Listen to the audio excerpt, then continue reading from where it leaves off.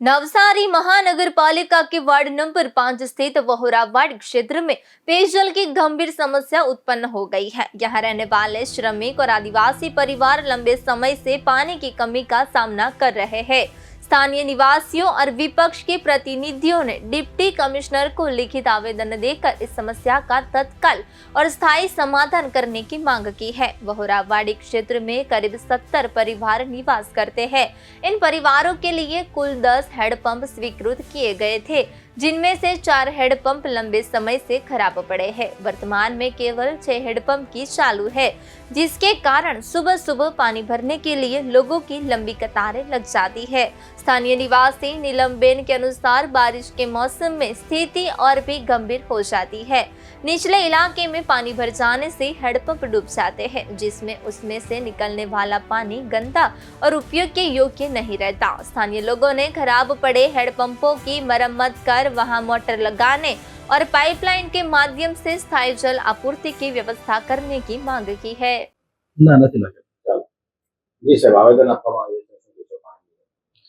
વોરાવાડી કાછિયાવાડી વિસ્તારના જે નાગરિકો છે તેમાં વોટર સપ્લાય જે સિસ્ટમ છે એમાં ડિસ્ટર્બન્સ આવેલું છે અને પૂરતા પ્રમાણમાં પાણી નથી મળતું તેવી રજૂઆત કરેલી છે।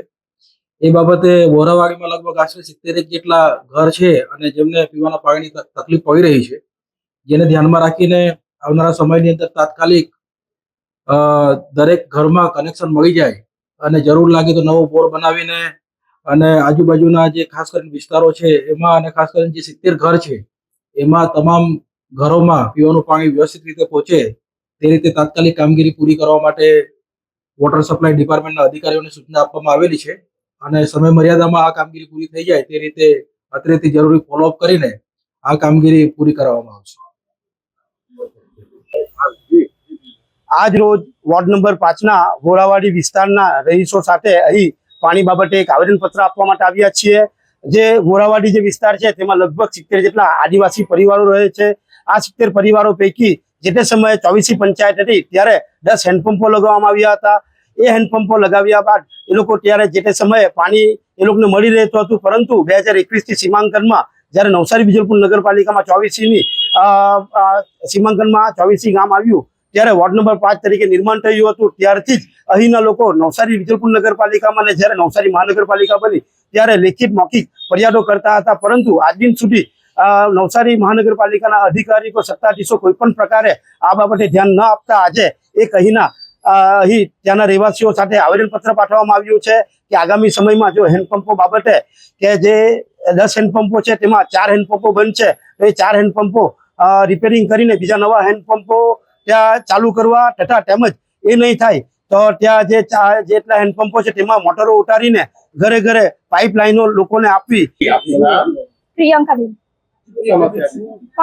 પાણીની અમારો વોરાવાડી વિસ્તારમાં તે પાણીની બહુ સમસ્યા છે કે હેન્ડપંપ છે 70 ઘરો છે તેની અંદર 10 હેન્ડપંપ છે। 10 હેન્ડપંપની અંદર 6 ચાલુ છે અને 4 બંધ છે।